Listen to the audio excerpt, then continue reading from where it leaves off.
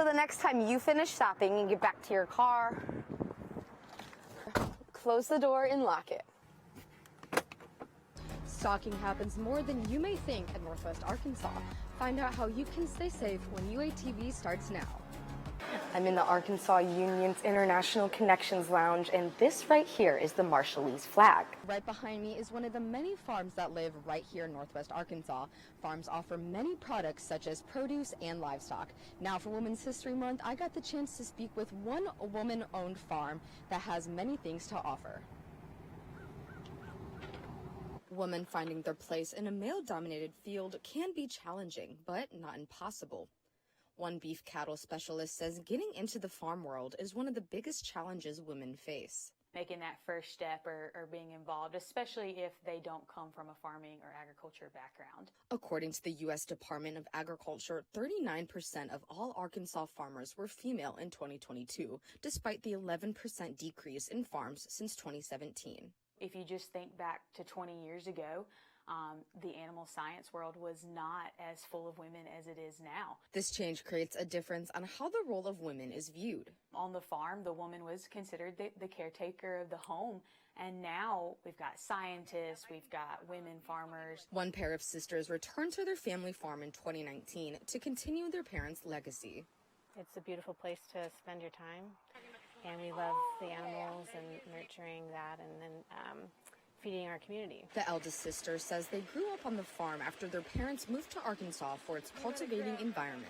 The humanity that's here, even when we're talking about animals, and the authentic nature of farming, right? It's just such a return to land, to method, to theory. Joss says no day is the same on the farm due to having many responsibilities. We are raising grass-fed and finished beef and lamb, and then also forest-raised pork. We sell honey. We make jam. My mom is a master canner. She makes jams and jellies. Justice says she is extremely fortunate for the women who came before her, paving a path in agriculture. It makes me very passionate to be a mentor to the next generation of women coming up in ag. Now, if you guys want to support other women businesses, you can go to the Fayetteville's Farmers Market on Saturday. Reporting live for UATV News, I'm Autumn Foltz. Right behind me is the Fayetteville Police Department, where I spoke to one sergeant on how you can figure out if you're being followed or not.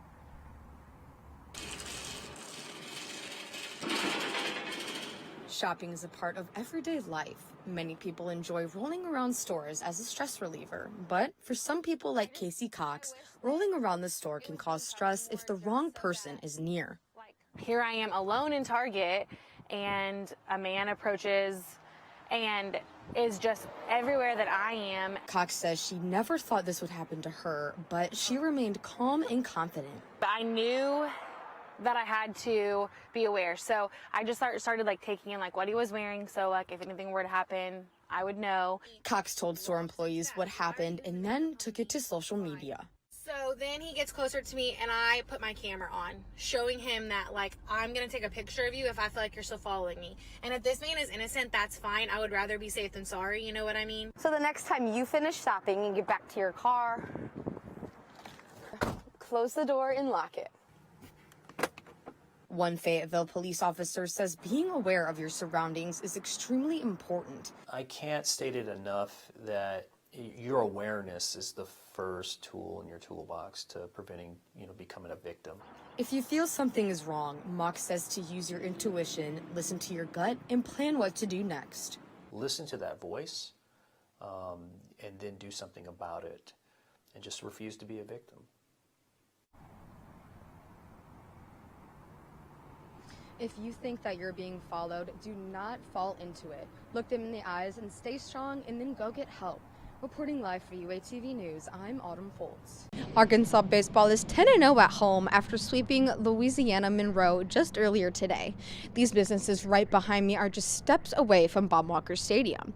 I had the chance to speak with one of these local businesses to see how the surplus of Razorback fans impacts their economic income. Springtime in Fayetteville means wings, beer, and baseball. Foghorn Sports Bar has a huge responsibility, preparing for huge incoming crowds. Foghorn's general manager says the impact of Arkansas baseball is part of their bottom line.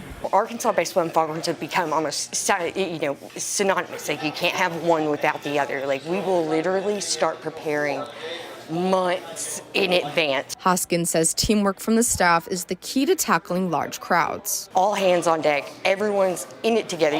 We all show up together, leave together, work the long hours together. The income of Razorback fans doesn't just mean a packed restaurant. It means an impact in revenue. Our revenue definitely goes up during baseball season. People come here before the game. We still get, most of the time, a decent crowd while the game's on, after the game. One student says she's been to countless Razorback baseball games and loves the environment it creates. There's nothing like a packed bomb stadium. Like, it's so fun. It's just like vibrating. And when we score a home run, it's crazy. I love it in here. Dykes enjoys getting the Fayetteville vibe by eating locally after the games. Everyone likes to just come and spend time with friends and family, and going up to places where everyone is after the game is really fun. If you get hungry before or after the baseball game, come support these local businesses like Foghorns. Reporting live for UATV News, I'm Autumn Foltz.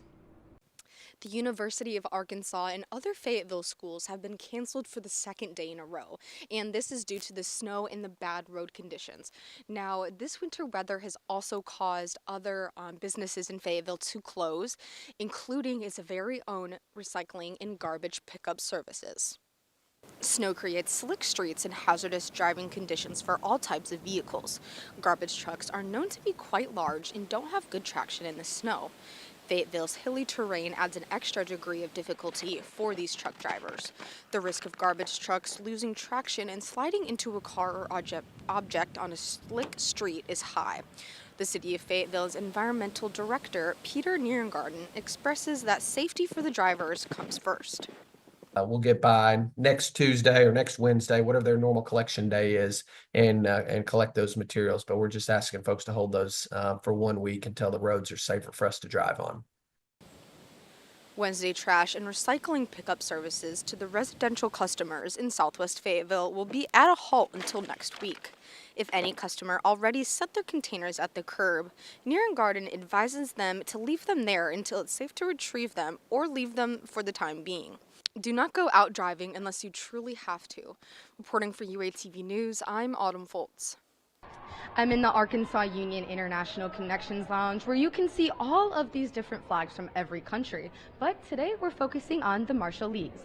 I spoke with the Pacific Island Student Association on campus and the Arkansas Coalition of Marshallese to understand how they bring their culture here to Northwest Arkansas. The Marshallese community brought their island culture to the States, the largest population being right here in Northwest Arkansas. A Pacific Islander Student Association, also known as PISA, is relatively new at the university. One student says PISA recently hosted their biggest event called the Nuclear Victim Remembrance Day. The Marshallese victims that were affected by the nuclear bombings. And it's just something that we celebrate almost annually, just because it's something that's pretty much the biggest thing that's affected us.